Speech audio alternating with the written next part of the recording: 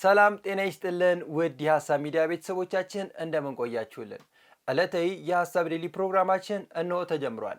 በዛሬ የሐሳብ ዴይሊ ፕሮግራማችን የምናነሳው እንግዲህ የማትለወጠው ግብጽ፣ የማይለወጠው የውጭ ጉዳይ ፖሊሲዋና የማይለዋወጡት ወይንም ደግሞ ሁሌም በአንድ እርምጃ ብቻ የሚራመዱት የግብጽ ፕሬዝዳንትና የግብጽ የውጭ ጉዳይ ሚኒስተርን በሰፊው እናነሳለን። ይህን ጉዳይ ስናነሳላችሁ እንግዲህ ባለፉት ጊዜያቶች የግብጽ መንግስት ሲያደርጋቸው የነበሩ እንቅስቃሴዎች እንደዚሁም የግብጽ የውጭ ጉዳይ ፖሊሲ በኢትዮጵያ ላይ ሲያመጣ የነበረውን ጫና በርከት አድርገን እንመለከታለን። እነዚህ ጉዳዮች እንግዲህ ከዛሬ 11 ዓመት በፊትና ዛሬ ላይ ያለው ሁኔታዎች ምንድናቸው የሚመስለውን የምንመለከተው በተለይ ደግሞ ባለፉት ጊዜያቶች በውጭ ጉዳይ ሚኒስተር ሲሰሩ የነበሩት አምባሳደር ዲና ሙፍቲ ላለፉት በርካታ ዓመታት የኢትዮጵያ የውጭ ጉዳይ ፖሊሲ በጣም ጠንካራና በተለይ ደግሞ በአንድ አቋም ላይ የጸና በመሆኑ ዛሬ እዚህ ደረጃ ላይ ደርሷል ብለዋል። ነገር ግን ግብጽ በተለያዩ ጊዜያቶች ኢትዮጵያ ላይ ጫና ለማምጣት የተለያዩ የውጭ ፖሊሲዎችን ስትከተል ነበረ። ኢትዮጵያ አቋሟ አንድ ነበረ፣ አሁንም ድረስ አቋሟ አንድ ነው።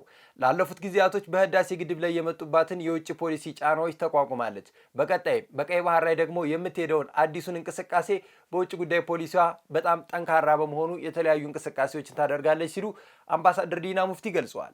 ይሄ ፕሮግራም እንግዲህ በተለይ አምባሳደር ዲና ሙፍቲ ከሞድካስት ፕሮግራም ጋር ካደረጉት ቆይታ ጋር እያይዘን ላለፉት ዓመታት የግብጽ ፖሊሲ ምን ይመስላል የሚለውን የምንዳስስ ይሆናል። የማትለወጠው ግብጽ፣ የማይለወጠው የውጭ ፖሊሲዋና የማይለዋወጡት የሀገሪቷ መሪና የውጭ ጉዳይ ሚኒስተር ምን አይነት አዝማሚያ አላቸው? በተለይ ደግሞ በኢትዮጵያ ጉዳይ በህዳሴ ግድብ ለበርካታ ጊዜያቶች ኢትዮጵያ ላይ ጫና ሲያመጡ ተመለከትን።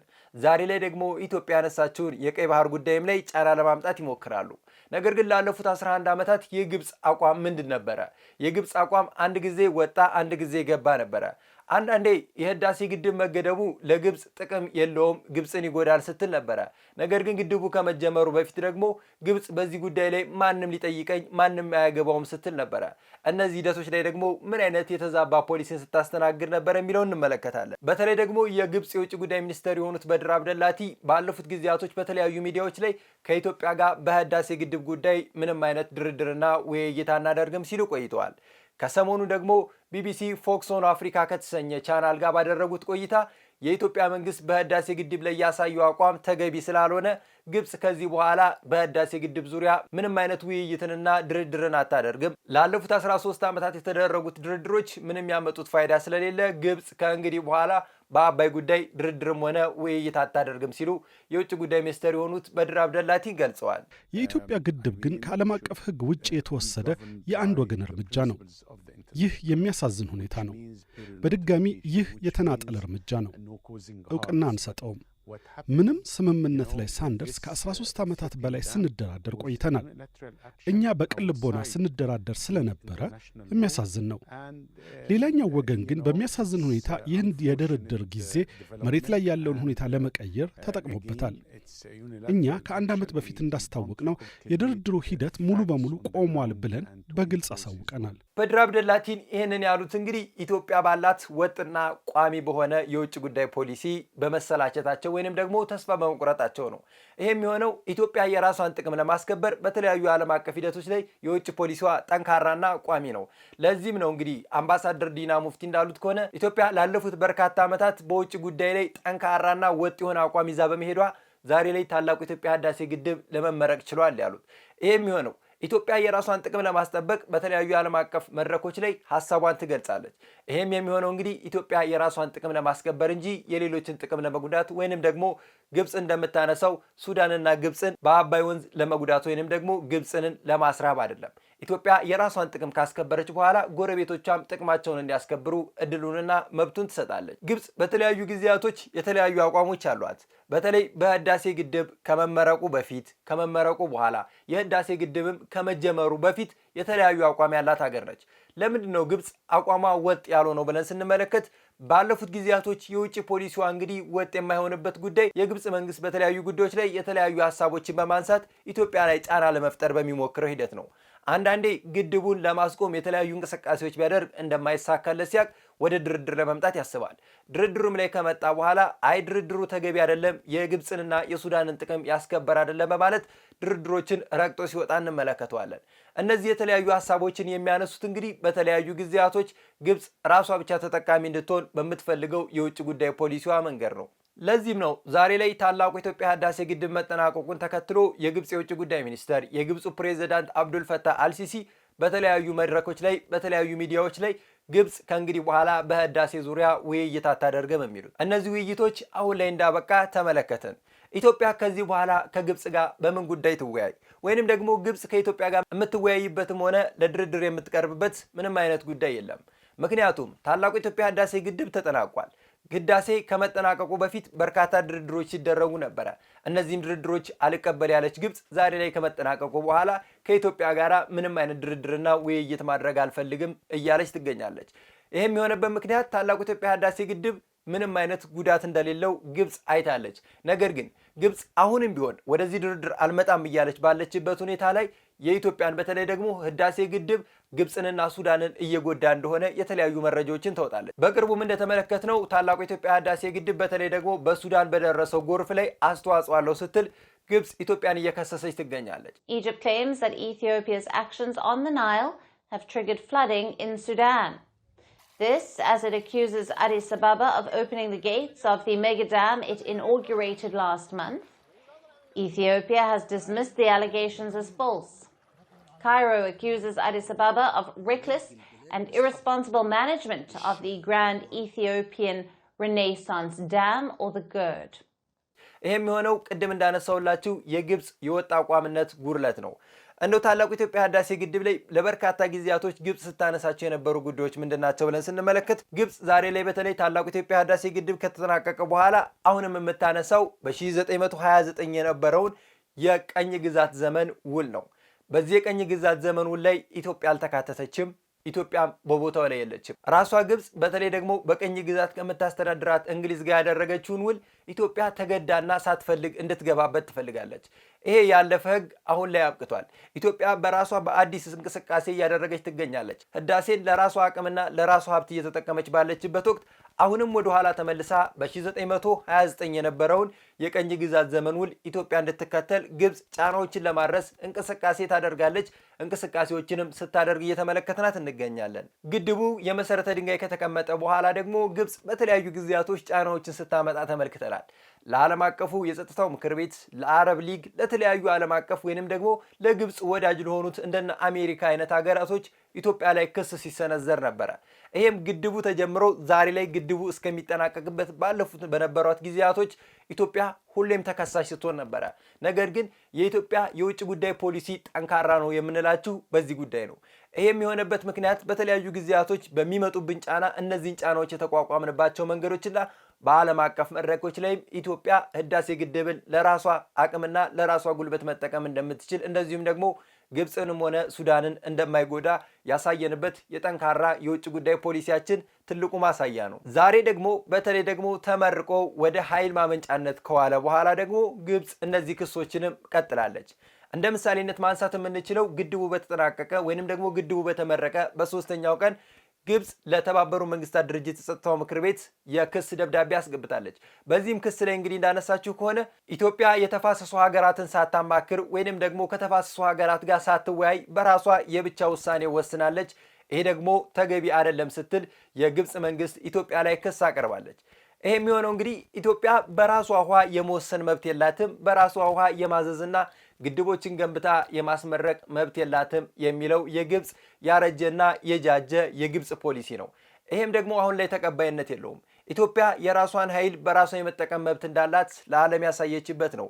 ግድቡ ከተጠናቀቀ በኋላ በተለይ ደግሞ የውጭ ጉዳይ ሚኒስትር የሆኑት በድር አብደላቲ ከአልአረቢ ጋር በነበራቸው ቆይታ ከተለያዩ የአረብ ሚዲያዎች እንደዚሁም በተለይ ደግሞ ከአፍሪካ ሚዲያዎች ጋር በነበራቸው ቆይታ ላይ ኢትዮጵያ በታላቁ የኢትዮጵያ ህዳሴ ግድብ ላይ ያሳየችው ትልቅ ያልተገባ አቋም ነው ሲሉ ኢትዮጵያ ላይ ክስ ማቅረባቸውን ቀጥሏል።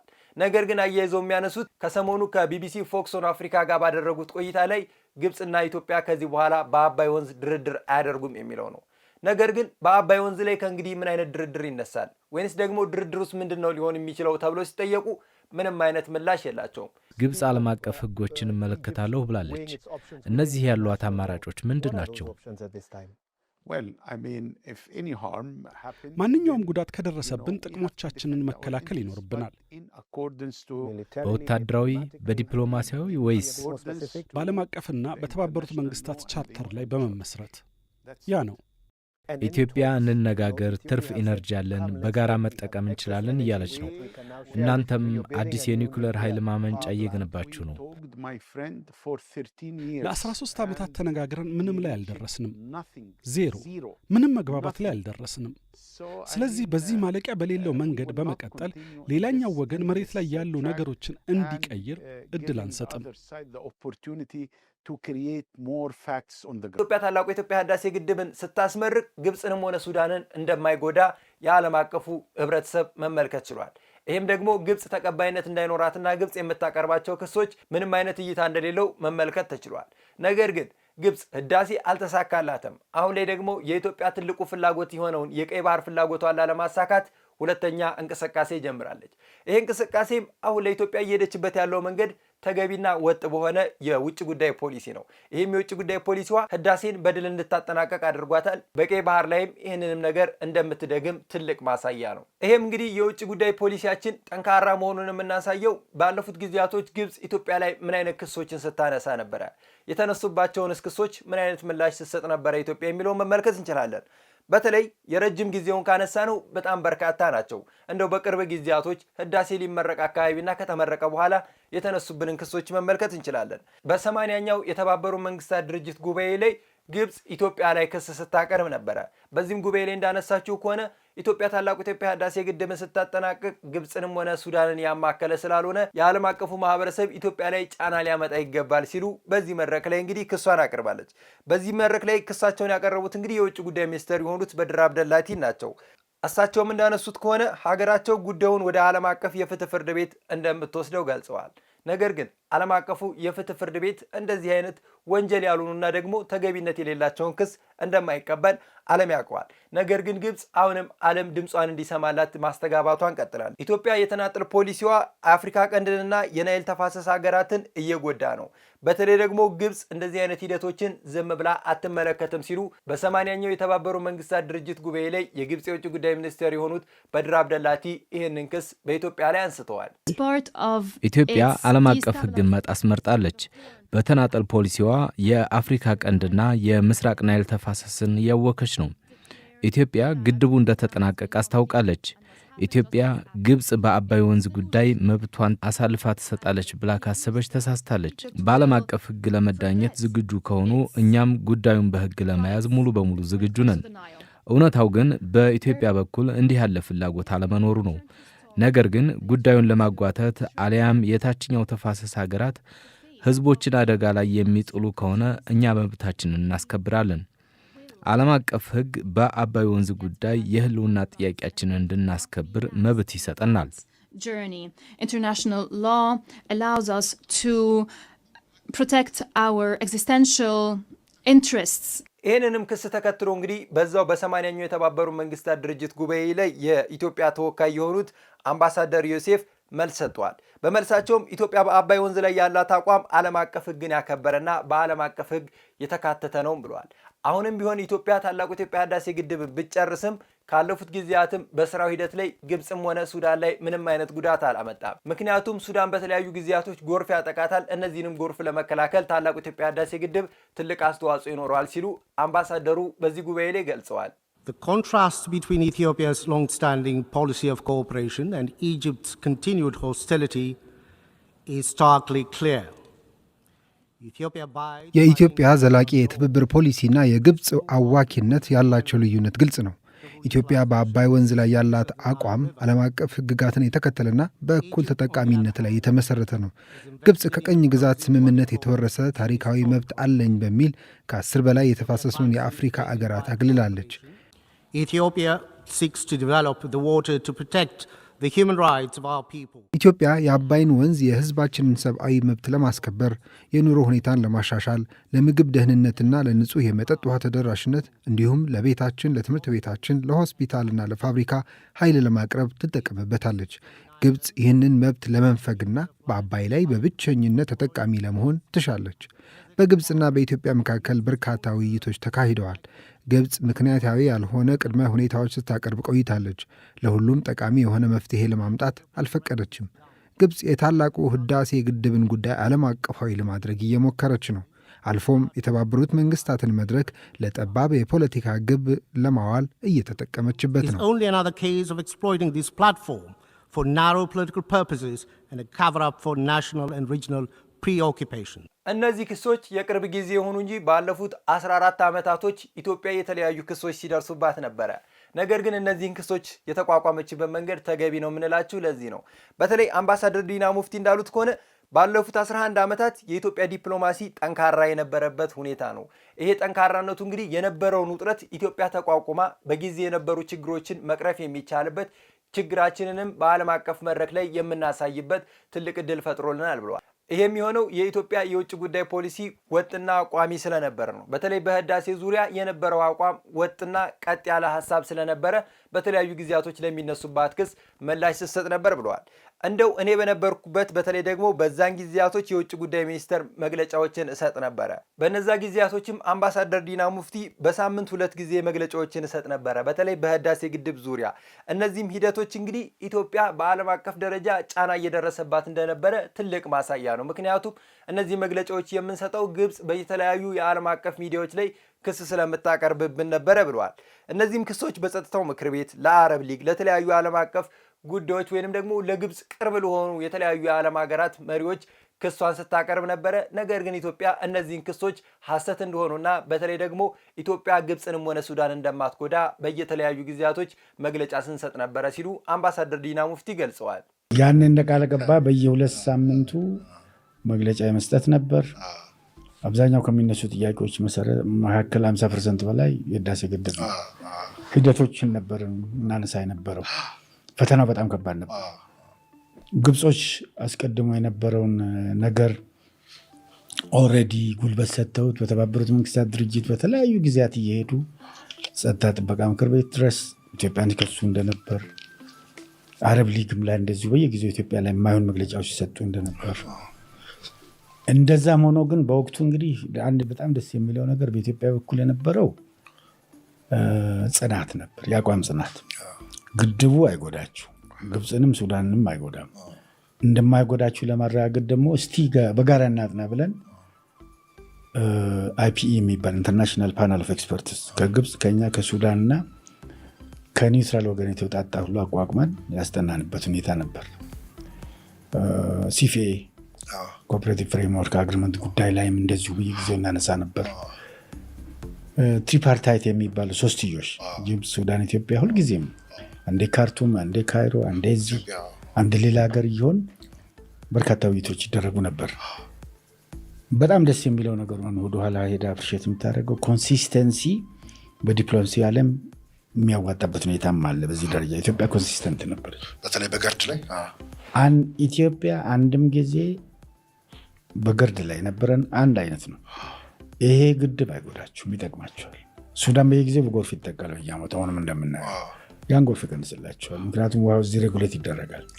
ግብጾችን እንደውም ግድቡ ካለቀ በኋላ ሄልዚ የሆነ የሃይድሮ መብራት ታገኛላችሁ በሪዝናብል ፕራይስ እያልን ነበር ስንገልጽላቸው የነበረውና ያ ኮንሲስተንሲ ይቀጥል። እንደዛው እያለ አሁንም አለቀ። ኢትዮጵያ ባለፉት ጊዜያቶችም የነበራት አቋም ይሄ ነው። አሁንም ወደፊትም የምትቀጥልበት አቋም ይሄ ነው። ኢትዮጵያ እነዚህን ሂደቶች ደግሞ የምታስቀጥለው የህዳሴ ግድብን ባላት ጠንካራ ዲፕሎማሲ ሁኔታ ጨርሳለች። በቀጣይስ ትልልቅ የሚባሉ ዓለም አቀፍ ዲፕሎማሲያዊ እንቅስቃሴዎች የሚያስፈልጉ ጉዳዮች አሉን። ከዚህም ውስጥ አንዱ ቀይ ባህር ነው። ለቀይ ባህር ላይ እንግዲህ ከጎረቤት ሀገሮቻችን የሚመጣብንን ጫና እየተቋቋመን ዓለም አቀፍ የዲፕሎማሲያዊ እንቅስቃሴ እያደረግን እንገኛለን። ኢትዮጵያ በህዳሴ ግድብ ዙሪያ የሚመጣባት ጫና ከግብፅ ብቻ አይደለም። አሁን ላይ ካሉት ከጎረቤት ከቀጠና ሀገራቶች የተለያዩ ጫናዎች እየመጡባት ይገኛል። ኢትዮጵያም ከዚህ በፊት በነበሯት ወጥ አቋም እዚህ ደረጃ ደርሳለች የሚሉት አምባሳደር ዲና ሙፍቲ የኢትዮጵያ አቋም ወደፊትም ይቀጥላል። በተለይ ደግሞ በቀይ ባህር ዙሪያ ላይ የኢትዮጵያ አቋም ከዚህ በፊት እንደነበረው ወጥና ቀጣይ ነው ሲሉ አምባሳደር ዲና ሙፍቲ ይገልጻሉ። ይሄ ቢሆንም ግን የግብፅ አቋም አሁንም ያለፈው ጊዜን የሚመለከትና ባለፈው ጊዜያቶች የነበሩ ናቸው። አሁንም የግብፅ አቋም ለመቀየር አይፈልግም። የግብፅም የውጭ ጉዳይ ፖሊሲ ምንም አይነት ለውጥ አንመለከትም። የግብፁ ፕሬዚዳንት አብዱል ፈታህ አልሲሲም ሆነ የውጭ ጉዳይ ሚኒስተር የሆኑት በድር አብደላቲን ምንም የተለየ ሐሳብ ይዘው ሲመጡ አንመለከትም። ለዚህም ነው የግብፅ የውስጥ ፖለቲካ ከጊዜ ወደ ጊዜ እየናረ የሚመጣው። የግብፅ የውስጥ ፖለቲከኞች እንደሚሉት ከሆነ የግብፅ ፖሊሲ በተለይ ደግሞ በአባይ ጉዳይ ያሳየው ፖሊሲ በጣም ደካማና የግብፅ መንግስትን የማይወክል ነው ሲሉ የተለያዩ ጊዜያቶች ክስን ያቀርባሉ። ይሄ የሚሆነው እንግዲህ ግብፅ ልክ ያልሆነ ክሶችን ወደ ዓለም አቀፍ መድረክ በማቅረቧ ኢትዮጵያ በእውነታውና በግልጽ በሚታየው ታላቁ ኢትዮጵያ ህዳሴ ግድብን አጠናቃለች። ይሄም እንግዲህ የግብፅ የውጭ ጉዳይ ፖሊሲ ድክመትና የመሪዎቿ ያለመቀየር አባዜ ነው። ግብፅ ዛሬም አልተለወጠችም የምንልበት ምክንያት ባለፉት ጊዜያቶች የነበራት በተለይ ደግሞ በአባይ ወንዝ ጉዳይ የራሷን ፍላጎት ብቻ የምታራምድ አገር ነች። ሌሎች አገራቶች በአባይ ጉዳይ ከግብፅ ውጪ እንዲወስኑላት አትፈልግም። በተለይ የውሃው መነሻ የሆነችው ኢትዮጵያን ሳታማክር ወይንም ደግሞ በኢትዮጵያ ጋር ውይይት ማድረግ ሳትፈልግ አባይ ላይ የመወሰን ፍላጎት አላት። ይሄ ደግሞ ዓለም አቀፍ ተቀባይነት እንደሌለው ዓለም አቀፉ ማህበረሰብ አይቶታል፣ ተመልክቶታል። ነገር ግን ግብፅ የምትሰራው ወይንም ደግሞ የምታሳየው መንገድ የተንሻፈፈና ኢትዮጵያ ግብፅን ለመጉዳት እንዳሰበች፣ ግብፅ ደግሞ ያለ አባይ መኖር እንደማትችል የተለያዩ የተንሻፈፉ ሀሳቦችን ማንሳት ትችላለች። ነገር ግን ሀገራችን ኢትዮጵያ አባይ ወንዟ ነው፣ በአባይ የመጠቀም መብት እንዳላት አሳይታለች። አሁንም ይሄ ዓለም አቀፉ ህዝብ ያየውና የተመለከተው ጉዳይ ነው። ነገር ግን ግብፅ ኢትዮጵያ ህዳሴን ብትገድብ እኔ ራባለሁ፣ እኔ ጠማለሁ ስትል የነበረው የበርካታ ጊዜ ጩኸቷ ዛሬ ላይ ህዳሴ ተመርቆ የግብፅ ውሃ 1 ሊትር ውሃ አልጎደለም፣ የግብፅ ህዝብ አልተራበም፣ እንዲሁም ግብፅ ላይ ምንም የመጣ ችግር የለም። ነገር ግን ግብፅ አሁንም ቢሆን ባለፉት ጊዜያቶች ስታስቀጥል የነበረው እነዚህን ችግሮች ወይንም ደግሞ እነዚህን ክሶች እያቀረበች ትገኛለች። በተለይ ግብፅ አባይ የራሷ እንደሆነና ሌሎች ሀገራቶች በአባይ ጉዳይ እንደማያገባቸው መወሰንም መፍለጥም መቁረጥም እንደማይችሉ ለተለያዩ የዓለም ሀገራቶች እንደዚሁም ለተለያዩ የዓለም ሚዲያዎች የሐሰት መረጃውን ስትረጭ ነበረ። ግብፅ የናይል ነች፣ ናይል ደግሞ የግብፅ ነች የሚለው የተዛባ ሀሳቢዋንም እንደዚሁ ስትነዛ ቆይታለች። ኢትዮጵያ አባይን ከገደበች ግብፅ ትራባለች የሚለውም ዛሬ ላይ አልተመለከትነውም። ይህም የሆነው እንግዲህ በኢትዮጵያ ጠንካራ የዲፕሎማሲ እንቅስቃሴ እንደሆነ አምባሳደር ዲና ሙፍቲ ይገልጻሉ። አውሮፓ ሀገሮችን የሚሏቸው ይህ 100 ሚሊዮን ህዝብ በላይ የሆነው ህዝብ ይጠማል፣ ይህም ብቻ ነው ያለው። እናንተ ጋር ተሻግሮ ኢንቬድ ያደርጋችኋል፣ መሬታችሁን ይይዛል፣ እናንተን ያጥለቀልቃል እያሉ ያዋሿቸዋል። ፈረንጆቹ እንደዚህ እኔ ካይሮ አምባሳደር ሆኜ ስለሰራሁ እዛም ይሄን ሲነግሩም ነበር። እነዚህ ሰዎች እኮ ከተራቡ እኛንም ኢንቬድ ያደርጉናል ብሎ ያለኝ ሰው አለ፣ የአንዱ የምዕራብ ሀገር ዲፕሎማት ማለት ነው። ይሄም አለ። ቀደም ሲል ደግሞ ውሸቶች ነበሩ። ለምሳሌ ድሮ ግብፅ ናይል ናት፣ ናይል ግብፅ ናት፣ ይሄ ውሃ ግፋብል ከዚህ ሱዳንና ግብፅ ወሰን ላይ ነው የሚፈልቀው፣ 90% ከኢትዮጵያ ይፈልቃል የሚለውንም ነገር ሲደብቁ ቆዩ። ተገደው ግን እኛ ህዳሴ ግድብ ስንጀምር ጀመሩ። ከዛም በኋላ በአጠቃላይ በኢትዮጵያ በኩል ኮንሲስተንት የሆነውን አቋም ያለመስማት፣ ያለመቀበል፣ የመካድ ነገር ነው የነበረው እና በርካታ ተንኮሎችንም ይሰራሉ። የኢትዮጵያን ውስጥ ክፍተቶች ለማስፋት ለመጠቀም በታሪክ የተመዘገቡ በርካታ ውስጥ ጣልቃ ገብነቶችም አለ፣ ምናቃቸው ያውቁታል። እንግዲህ ወደ በኋላ የሚችን ነገር በፍጹም ሊያቆሙ አልቻሉም። ይሄ እንዳልከው ኮንሲስተንት የሆነ አፍራሽ አቋም ለእነሱም የማይጠቅም ይጠቀሙ የነበረው ይልቁንስ ከኛ ጋር ቢተባበሩ ነው። ይጠቀሙ የነበረው አብረን ብንሰራ ነው። እኛ የተፋሰሱ ሀገሮች በሙሉ አብረን እንጠቀም የሚል በሲፊ ውስጥ ያለውን ፍሬምወርክ በሲፊ ውስጥ ያለውን መንፈስ ስራ ላይ ማዋል እንፈልጋለን። አብዛኞቹ ደግሞ ፈርመውታል። ተግባራዊ የሚያደርገው 6 የሚሆኑ ሀገሮች ፈርመዋል። የቀሩት እነሱና ሱዳን ብቻ ናቸው። ሱዳን እንግዲህ ራሱ ችግር ውስጥ ነው ያለው። አሁን ባለው ሁኔታ ኮንሲስተንት የሆነ እንትን ሊኖረው አይችልም ይሆናል። እነሱ ግን መፈረም ሲችሉ፣ መጠቀም አብረን ስንችል፣ ናይል የትብብር ምንጭ መሆን ሲችል፣ ናይል የግጭት ምንጭ፣ የጥርጣሬ ምንጭ፣ የሽብር ምንጭ እንዲሆን እያደረጉ ያለበት ሁኔታ እውነትም እንደው ፈርዶባቸው ነው እንጂ የሚጠቅማቸው እንዳልሆነ በደንብ እየታየ ነው ያለው። ውሃን የሚያክል ውድ ነገር ምንጋራ አንመስልም። በዚከሊ ይህንን እየተጋራ ነው ያለ ነው። የውሃ ደግሞ 90% የሚመጣው ከኢትዮጵያ ነው። ኢትዮጵያ ይህን የመጠቀም ደግሞ ናቹራል መብት አላት፣ ህጋዊ ነው፣ የተፈጥሮ መብትም አላት። እናቱም እስከ ጓዳዋ ነው የሚወጣው እና ይቺን ነገር ከግምት ያለማስገባትና ይቺን ነገር ዝም ብሎ የማለፍ በላውሳስ አንዳንድ የማይሆን ነገር የመስበክ ነገር ውስጥ ነው ያሉት። እንግዲህ ይቺ የህልም ዓለም ውስጥ የሚኖሩ ነው ይመስለኝ። አሁን ላይ የግብፅ አቋም የተለየ ነው። ባለፉት ጊዜያትም የነበረው የግብፅ አቋም የተለያየ ነው። ግብፅን በወጥ አቋምነት አንመለከታትም። ህዳሴ ግድብን መገንባት ሳንጀምር የግብፅ እሳቤ ሌላ ነበረ። ህዳሴን ከጀመረም በኋላ የግብፅ እሳቤ ከነበረው ለየት ያለ ነበረ። አሁን ላይ ደግሞ ህዳሴ ከተጠናቀቀ በኋላ የግብፅ እሳቤ ለየት ያለ ነው። በህዳሴ መጠናቀቅና መጀመር ከመጀመሩ በፊት እንኳን በነበሩ ሐሳቦች ላይ ግብፅ የተለያዩ ሶስት አይነት ሐሳቦችን ስታራምድ የነበረች ሀገር ነች። ይሄ የሚሆነው የውጭ ጉዳይ ፖሊሲዋ በጣም የተዛባና ኢትዮጵያ ላይ በዓለም አቀፍ ደረጃ ጫና ለመፍጠር በተሞከረው እያንዳንዱ ሂደቶች ነው። አይ ህዳሴን ኢትዮጵያ መጀመር የለባትም የሚለውን ሐሳብ ለዓለም ስታስተጋባ ኖረች። አሁን ላይ ደግሞ ህዳሴ ከተጠናቀቀ በኋላ ህዳሴ ተጠናቋል፣ ነገር ግን ግብፅ ያላማከለና ግብፅን ያላወያየ ነው ስትል ሌላ ክስ ታቀርባለች። ከመጀመሩ በፊትማ ኢትዮጵያ ህዳሴን የመገደብ መብት እንደሌላት ስታነሳ ነበረ። እነዚህ ሁኔታዎች አሁን ላይ የሉም። ኢትዮጵያ በራሷ አቅም በራሷ ኃይል መስራት እንደምትችል ለዓለም አቀፉ ማህበረሰብ አሳይታለች። ኢትዮጵያ የቀይ ባህር ጥያቄን ካነሳች በኋላ ሌላ የዲፕሎማሲያዊ እንቅስቃሴዎች አሉ። ኢትዮጵያ ላይ ጫና ለመፍጠር እየተሞከረ ነው። ግብፅ የተለያዩ ሐሳቦችን ታነሳለች። ኤርትራ የማይሆን ሐሳብን ታመጣለች። ሶማሊያ አሁን ላይ ሐሳቧን ገዝታ ወደ ቀልቧ ብትመጣም ነገር ግን ሌሎች ጫናዎችን ለማምጣት ትሞክራለች። እንደዚሁም ጎረቤቷ ጅቡቲና የተለያዩ ሀገራቶች ኢትዮጵያ ላይ ጫና ለማምጣት ይሞክራሉ። አሁንም ቢሆን የኢትዮጵያ የውጭ ጉዳይ ፖሊሲ ሰጥቶ መቀበል በሚባለው መርህ የኢትዮጵያ መልማት በማያደናቅፍበት የኢትዮጵያ ማደግ በማያሰናክልበት መንገድ ጎረቤቶቻችንን በማይጎዳበት መንገድ እንቅስቃሴ እያደረግን ነው። ከጎረቤቶቻችን ጋር ቀይ ባህርን እንጠቀም ስንል ጎረቤቶቻችን ፍቃደኛ ያልሆኑት ልንወረር ነው፣ ልንጠቃ ነው፣ ኢትዮጵያ የቀጠናው የበላይ ልትሆንብን ነው የሚል ከፍተኛ ስጋት ስላለባቸው ነው። ኢትዮጵያ በተለይ አሁን ባለው በቅርብ ጊዜ እንኳን በቀይ ባህር ዙሪያ ላይ የምታነሳው ሐሳብ ሰጥቶ መቀበል የሚባለው መርህ እንጂ ወደ ጦርነት የመግባት አዝማሚያ አታሳይም።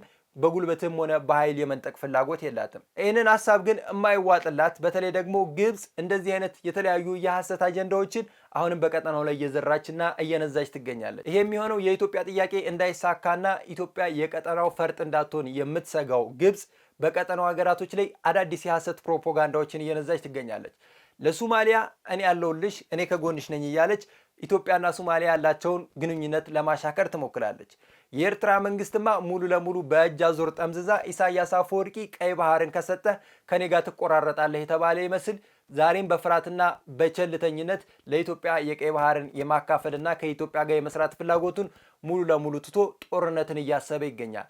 ይሄ የሚሆነው ግብፅ በኢሳያስ አፈወርቂ መንግስት ላይ በዘራችው የሐሰት ፕሮፓጋንዳ ነው።